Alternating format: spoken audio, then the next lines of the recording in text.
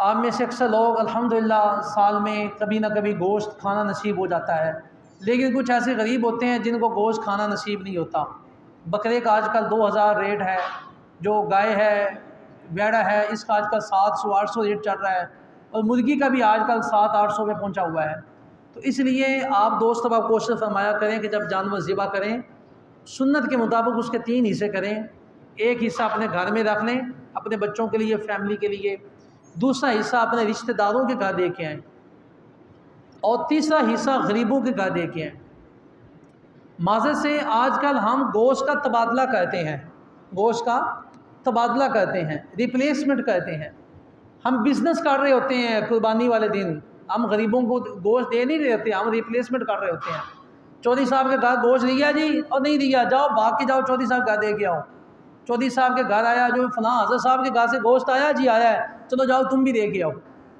हाँ जी, वो 5 किलो तुमने घर से निकाला तो 5 किलो घर में आ गया, चलो जी हमने कुर्बानी कर ली। नहीं, गोश्त कुर्बानी का पहुंचाना है गरीब के घर में जिसने हिस्सा नहीं डाला, और हम पहुंचा रहे होते हैं जिसने हिस्सा डाला है, जिसने जानवर ज़िबा किया है। तो लिहाजा इस बात को ज़हन में रख के उसके छोटे छोटे लिफाफे बनवा लें, दुकान से 150 के शॉपर लें, उसको बनाएं, और अपनी तहकीक के साथ कुर्बानी वाले दिन घूमें फिरें, घरों में पहुंचा के आएँ ऐसे लोगों के घर में, चाहे कोई दूर दराज आता है ऐसे लोगों में पहुंचा के आएँ। अपने अजीज़ों के घर में देखें, जिसने कुर्बानी नहीं किया उनके घर में कुर्बानी पहुँचाएँ।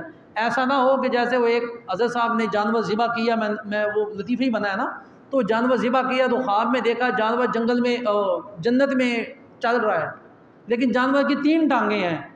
तो मालिक ने पूछा, भाई मैंने तो तुम्हें 4 टांगों के साथ ज़िबा किया था, तो जन्नत में 3 टांगों के साथ घूम रहा है। तो उसने कहा, हज़रत साहब टांगें मेरी दुनिया में 4 ही थी, लेकिन चौथी टांग आपके फ्रिज के ऊपरे खाने में पड़ी हुई है। हाँ, और जल्दी से पकाओ, पका के खाओ ताकि वो भी मेरे तक पहुँचे। तो कहने का मकसद है कि आजकल हमारा ये सिस्टम है, जानवर ज़िबा किया, फ्रिज के ऊपर वाले खाने में बंद कर दिया। लेकिन एक बात मेरी ज़हन में रखिएगा, इन्ना बत्सा रब्बिका लशदीद, अल्लाह की पकड़ बड़ी सख्त है। अगर रब की पकड़ से बचोगे नहीं, मैं मिसाल दे रहा हूँ कि हमारे घर में रात से बिजली नहीं आ रही है, यूपीएस भी बंद, रात से बिजली, अभी तक बिजली नहीं है। खुदा ना करे ऐसा हो कि आपकी फ्रिज गोश्त से भरी पड़ी हो और 3 दिन बिजली ना आए। हाँ, रब की पकड़ पे होती है ना, अल्लाह पकड़ फरमाता है। तुमने फ्रिजें तो बाल ली, फ्रीज़र तो बाल लिए कि हमने रबीउल अव्वल तक गोश्त खाना है, हमने ना अगली ईद तक खाना है, तो कहीं ये ना हो फिर रब का अजाब आए और ऐसा सिस्टम बने कि सारा सिस्टम ही फ्लॉप हो जाए। जैसे आजकल सैलाब का सिस्टम हमें नज़र आता दिखाई देता है, दुनिया के अंदर सैलाब का खौफ मचा हुआ है, तो ये तब है जब हम रब को बुला बैठते हैं, रब को याद करेंगे। यूनुस अलैहिस्सलाम की कौम ने भी रब को बुलाया तो अजाब आया, लेकिन उस कौम ने सच्चे दिल से माफ़ी मांगी तो अल्लाह ने उस कौम को माफ़ फरमा दिया।